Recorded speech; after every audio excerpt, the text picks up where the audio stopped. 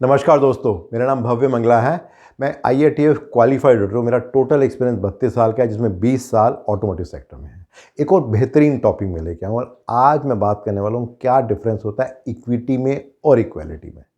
और जब तक ये वीडियो समाप्त होगा आपको समझ में आएगा इक्विटी का मतलब क्या होता है, इक्वालिटी क्या होता है, इन दोनों की क्यों इंपॉर्टेंस है किसी ऑर्गेनाइजेशन में, उसमें क्या के डिफरेंस है और किस तरीके से ऑर्गेनाइजेशन इसको इफेक्टिवली अंडरस्टैंड कर सकती है और इम्प्लीमेंट कर सकती है। अगर हम बात करें किसी भी घर का, मान के चलिए कहीं जुड़वा बच्चे पैदा हो गए, तो हो सकता है कि पेरेंट्स की एजम्पशन क्या आएगी कि भाई उनको तो खाना भी एक जैसा चाहिए, इनको ड्रेस भी एक जैसी चाहिए, मे बी इनको म्यूज़िक भी एक जैसा अच्छा लगता होगा, मे बी जो गेम स्पोर्ट्स खेलेंगे वो भी एक जैसा खेलेंगे। थ्योरेटिकली शायद ये सच है, लेकिन प्रैक्टिकली क्या ऐसा होता है? अक्सर ऐसा नहीं होता। मे बी उनकी कलर की जो चॉइसेस हैं अलग हो, मे बी म्यूज़िक किसी को इंग्लिश म्यूज़िक अच्छा लगता हो, किसी को हिंदी म्यूज़िक अच्छा लगता हो। मे बी अगर बात करें कि किस तरीके के लोगों से वो बात करना चाहते हैं, मिलना चाहते हैं, उसमें भी डिफरेंस हो सकता है। बट अगर पेरेंट्स कोशिश करेंगे कि सब कुछ एक जैसा हो क्योंकि वो ट्विन्स हैं, तो क्या होगा?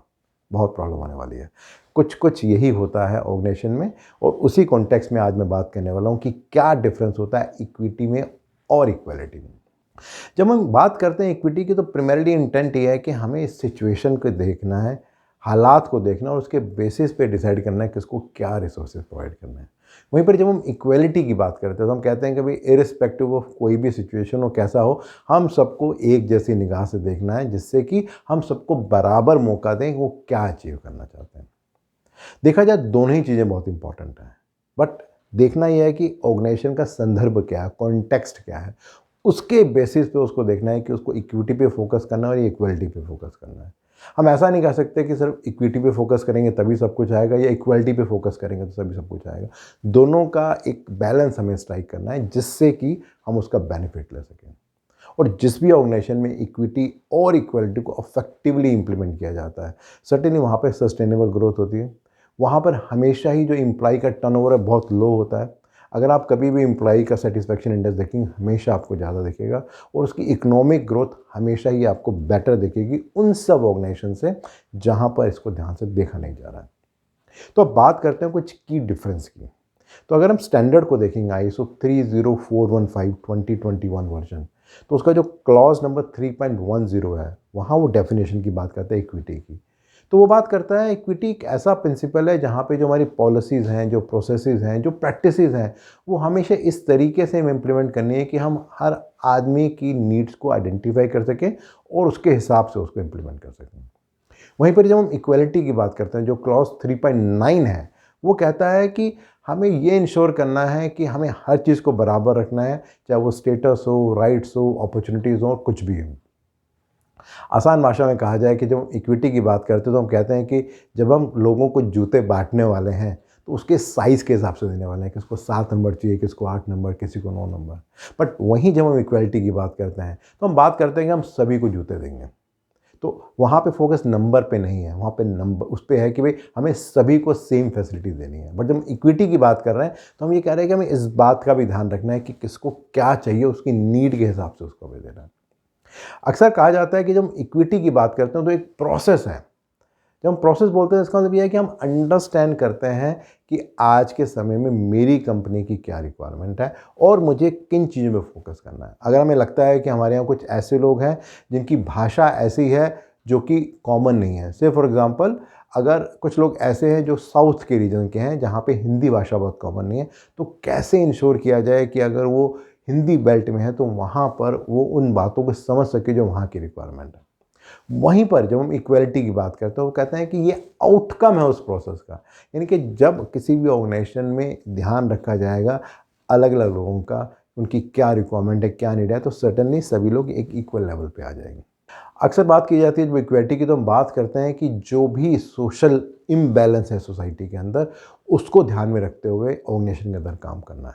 सो फॉर एग्जांपल ऐसा बहुत बार होता है कि जो वुमेन होती हैं उनको उतने अधिकार नहीं मिलते सोसाइटी में, या अक्सर ऐसा होता है कि किसी पर्टिकुलर रिलीजन के लोग या किसी पर्टिकुलर कलर के या कास्ट के लोगों को बहुत सालों तक बहुत दबाया जाता है। तो जब इक्विटी की बात करते हैं ऑर्गेनाइजेशन के कॉन्टेक्स्ट में, तो क्या कोई एडिशनल बेनिफिट हम दे सकते हैं जिससे कि उन लोगों को हम एक सर्टेन लेवल तक ला सकें। जैसे कि अक्सर ऐसा होता है कि गवर्नमेंट अनाउंस करती है reservation policies, schedule caste, schedule tribe, OBC, women, वो उसी का ही पार्ट है। वहीं पर ही जब हम इक्वलिटी की बात करते हैं तो वहाँ वो कहते हैं कि भाई आप कहीं भी हैं, किसी भी जगह पे हम आपको बराबर पूरा मौका देंगे और आपको प्रूव करना है कि आप क्या करना चाहते हैं।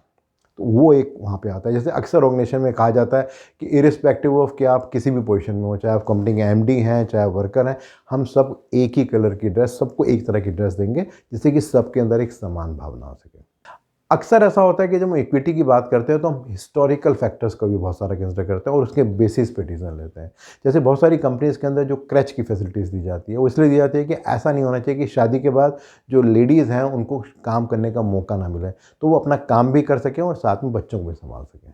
वहीं पर जब हम इक्वलिटी की बात करते हैं तो हम मान के चलते हैं कि जो भी लोग हैं उनको हमें समान तरीके से सेम लेवल देना है। से फॉर एग्जांपल आपने अक्सर देखा होगा कंपनी के अंदर एक ही कैंटीन होती है जिसके अंदर हर तरह का आदमी आता है और खाना खाता है, और ऐसा कोई डिफरेंस नहीं होता है कि एक सर्टेन लेवल के आदमी को ये खाना मिलेगा, एक सर्टेन लेवल के आदमी को ये खाना मिलेगा।